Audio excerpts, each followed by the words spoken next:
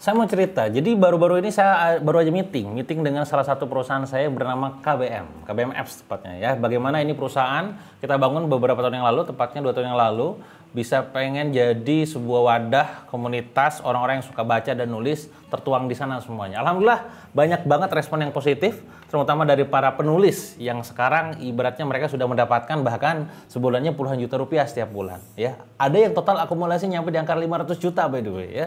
Masya Allah, alhamdulillah. Ada yang testimonialnya tuh gara-gara nulis di KBM akhirnya mereka bisa punya kulkas, ada yang bisa datang atau makan di tempat idaman ataupun keinginan mereka, impian mereka. Wah, Masya Allah banget di situ. Itu adalah sebuah cerita yang justru membuat saya dan juga tim shareholder itu haru banget dan akhirnya makin bersemangat ngegedein ini bisnis, ini perusahaan gitu ya. Dan yang menarik lagi adalah para pembacanya itu adalah emak-emak gitu ya. Kalau Anda pernah mendengar tuh bahkan menonton tayangan, nah ini rame ya, viral ya, Layangan Putus. Layangan Putus adalah sebuah serial yang dinaikkan ke TV yang itu berawal dari tulisan yang ditulis di KBM. Wah, tidak banyak orang yang tahu itu. Alhasil gara-gara itulah yang sampai saat ini juga kami di KBM akhirnya dilirik oleh banyak PH, dilirik oleh banyak dunia film, pengen si penulisnya tuh karya-karyanya dinaikin ke film ataupun ke web series seperti yang dilakukan oleh Layangan Putus gitu, yang dirasakan oleh Layangan Putus. Nah ini tentu kabar baik buat saya dan tim. Wow, ternyata marketnya nggak cuma sekedar baca tulis, tapi nonton juga gitu. Yang ingin saya ceritakan di kali ini adalah bagaimana kami punya sebuah target besar yang nggak cuma sekedar targetnya adalah mengajar yang namanya cuan, tapi tentang menjadi wasilah kebaikan buat banyak orang, terutama para penulisnya. Dimana yang saya juga rasakan, saya adalah seorang penulis, dimana saya dapetin royalti nggak seberapa, belum termasuk pajak yang sangat besar gitu kan.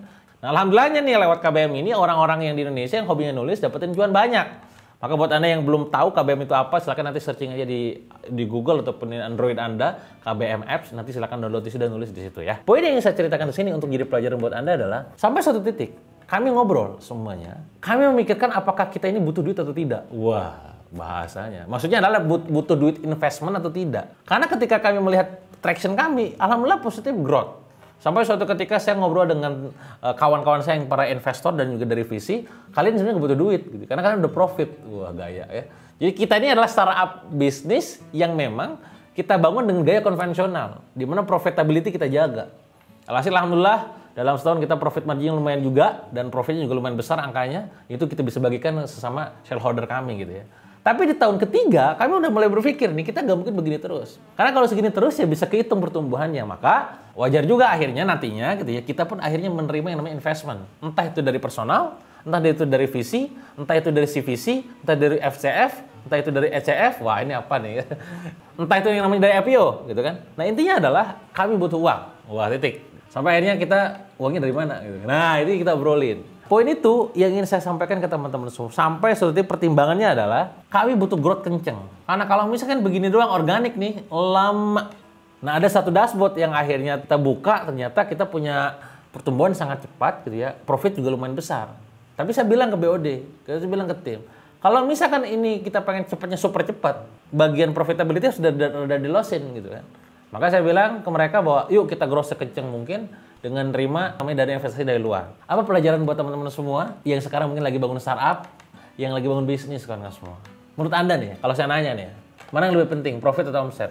Kemungkinan besar orang menjawab profit, benar nggak? Tapi di satu titik nanti Anda akan merasakan bahwa kayak saya sekarang, merasakan bahwa omset lebih penting daripada profit di titik kontekstual kali ini. Karena kami pengen tumbuh secara cepat, omsetnya kudu cepat. Kita pengen nanti ujungnya adalah valuasi, game-nya adalah valuation gitu kan. Nah jadi kita tidak bisa bersikukuh, bersikeras memperjuangkan sebuah value yang misalkan profit harus profit. Ada kalanya kita shifting. Anggap bahwa profitabilitas kita nomor 2 kan, nomor satunya adalah growth. Ambil contoh, sebuah marketplace berwarna orange. Itu tumbuhannya sekarang sangat cepat. Ibaratnya nih ya, dulu dia nomor berapa, sekarang nomor 1 Pak. Pertumbuhannya luar biasa.